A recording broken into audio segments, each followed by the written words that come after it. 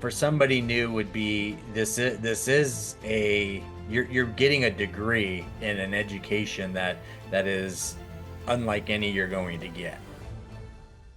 Can you tell us a little bit about your background and what you do for a living?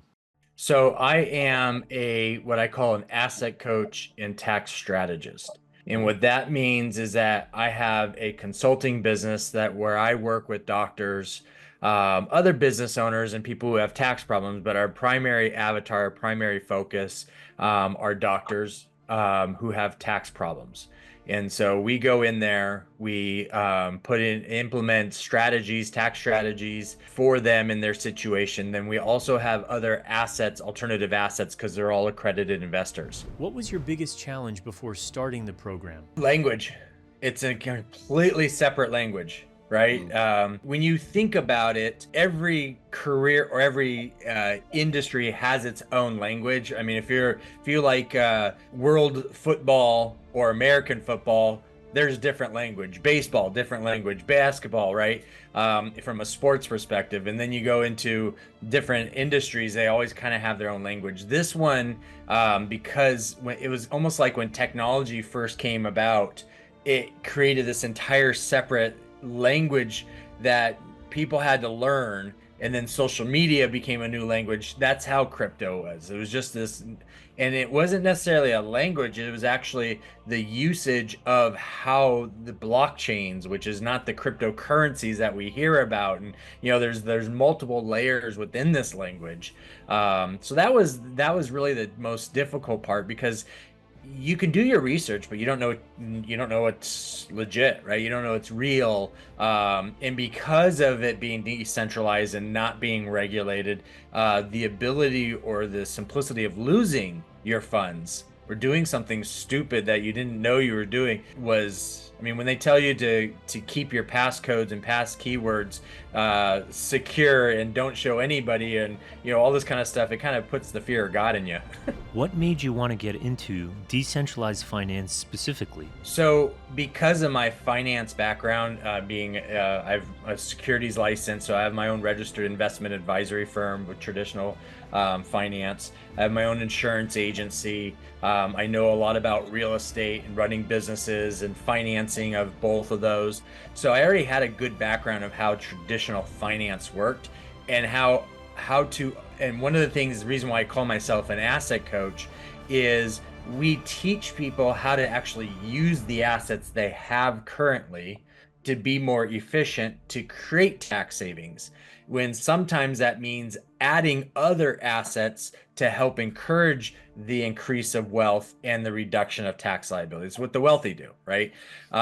So I already had a good feel of how the interworkings, got diving into the weeds of some of these assets. DeFi definitely kind of mirrored a lot of the traditional finance. So that's what attracted me when I said there was a fit, because I knew there was a way to leverage traditional finance. So there had to be a way to leverage crypto, rather than just sitting on Bitcoin and hoping that it halves and then it goes up, and watching all these YouTube guys saying, "Oh yeah, it's going to hit 100,000," and they've been saying that for 2, 3 years. What made you feel comfortable entering into a partnership with Decentralized Masters? I think a lot of it had to do with that I haven't seen anybody communicating the way you guys are. Again, I'm not being of that world. There could be a lot of people who are competitors, so to speak, of Decentralized Masters. What I did like was having a background in traditional CFA and utilizing that background, which is why Decentralized Masters was attractive to me, because he basically bridged the gap. What I said already, right? I already know a handful of stuff in traditional finance. He bridged the gap of, hey, this foundation works over here in traditional, it's going to work over here in the crypto world. How does it? How has Decentralized Masters impacted your ability to sift through the noise and differing opinions in the crypto space? It helped me to understand a focus of what I need to learn.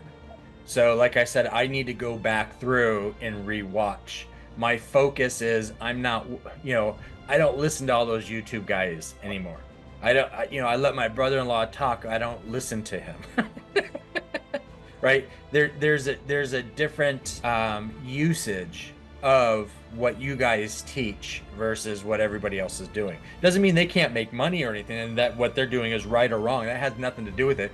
It's just there's so much noise, and I'm in control over selecting which of the noise I want to fill me and build my education and my knowledge, or those that are a distraction. And so a lot of those are distractions. So for me, it's really what you guys have shared is what I'm focusing on until I feel comfortable and confident enough for me to go into an LP and to go into some of these bridge strategies and short some of these strategies and be able to make some money to where I go and lose money, right? Unfortunately, there's going to be situations where I'll lose money, but understand that first before I start going off and be doing my own Wild West show.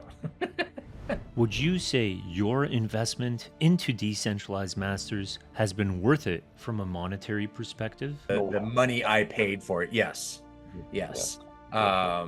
Because it's, one of the things you can take away from an investment is knowledge that is short term, where somebody gives you a fish, or knowledge that is long term, where they're actually teaching you how to fish.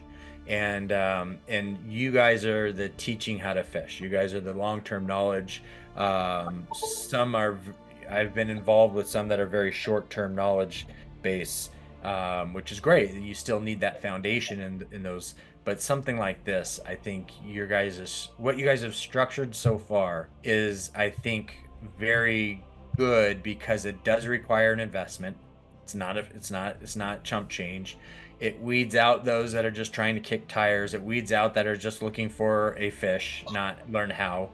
And so I, for one, am happy with what I've gotten as a return. What would you say to someone who is thinking about joining Decentralized Masters or getting into the decentralized finance space in general? I treated it as if it was a college education course I was taking. So I have my own separate notes that I've been taking. I wasn't trying to just zip through the content and the information. I jotted down a lot of notes, tried to go in there. I think for somebody new would be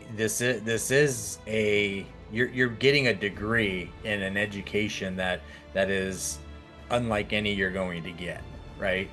So I think if I were to refer somebody to you guys is definitely treat each section, treat it as if you are attending class, block out time.